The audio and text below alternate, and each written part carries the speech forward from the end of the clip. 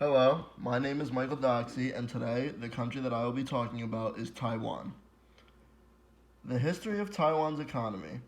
Taiwan is a place that was a large part in trading for Eastern Asia due to its location.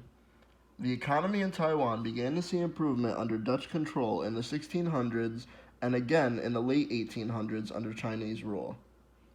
During World War II, under the rule of Japan, the economy in Taiwan took a hit following the war and experienced a decline.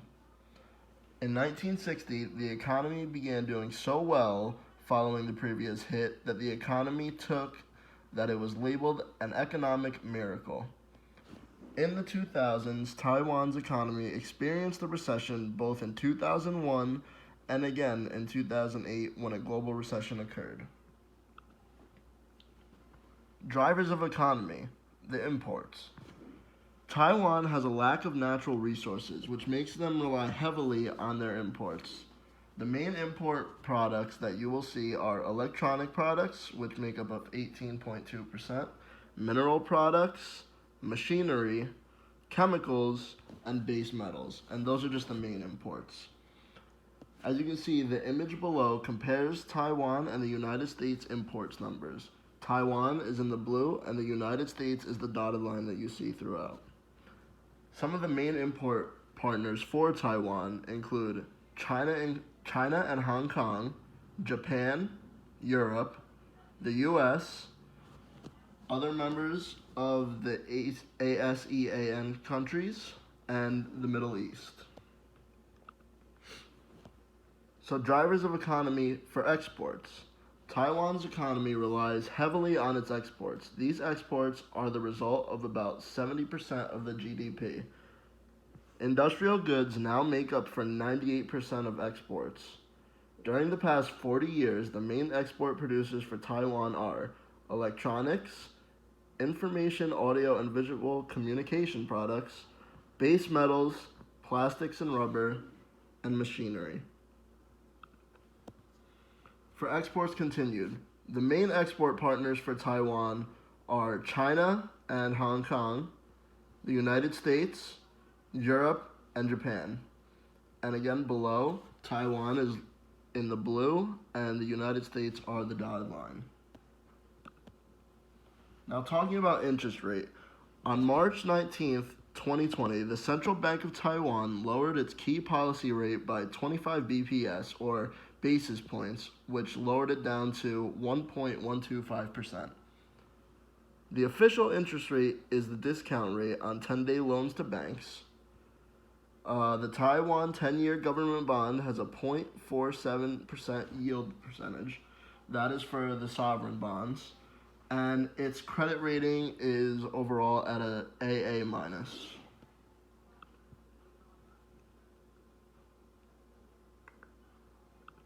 For drivers of economy currency, the currency that is current in Taiwan is known as the Taiwan New Dollar. So for every one US dollar, you would receive roughly 30.13 Taiwan dollars. It has undergone some changes to its currency. When it was under Japanese rule, the Taiwan dollar used to be referred to as the Taiwanese yen, but after 1945, when Japan was no longer in control, the Taiwan dollar was introduced. Taiwan's economy has a floating exchange rate system, which means the currency's value may change based on the foreign exchange market.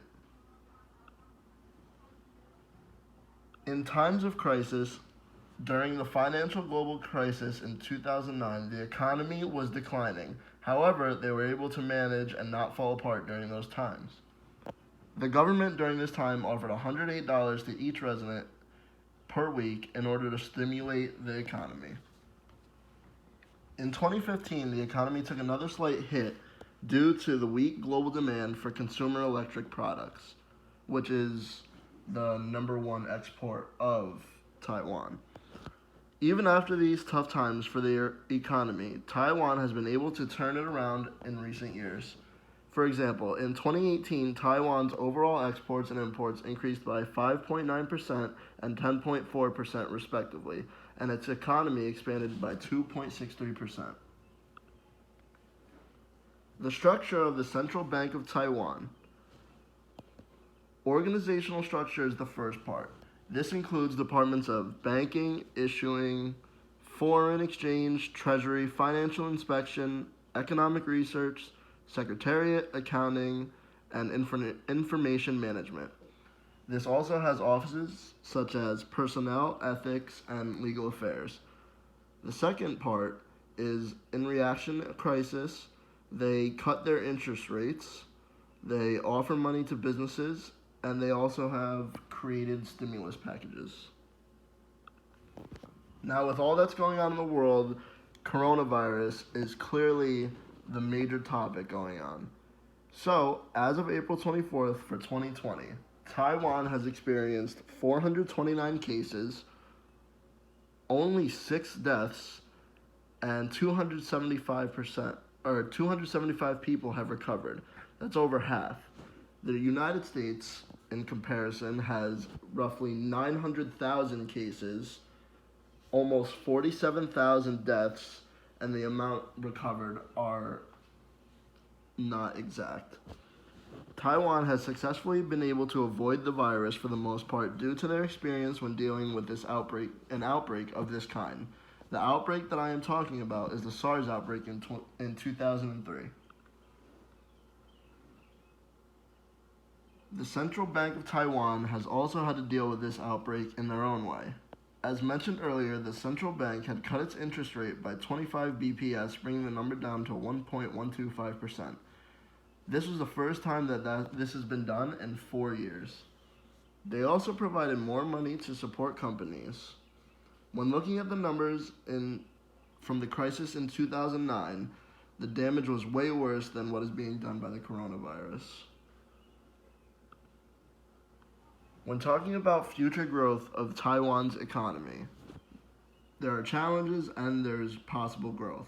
Some of the challenges for the future is the rapidly aging population that they have. Nearly 20% of the population is set to be the age of 65 in the year 2025, which is crazy because that year isn't that far away. Plus, increased competition from China and other markets makes it much more challenging for Taiwan. Possible growth for the future, though.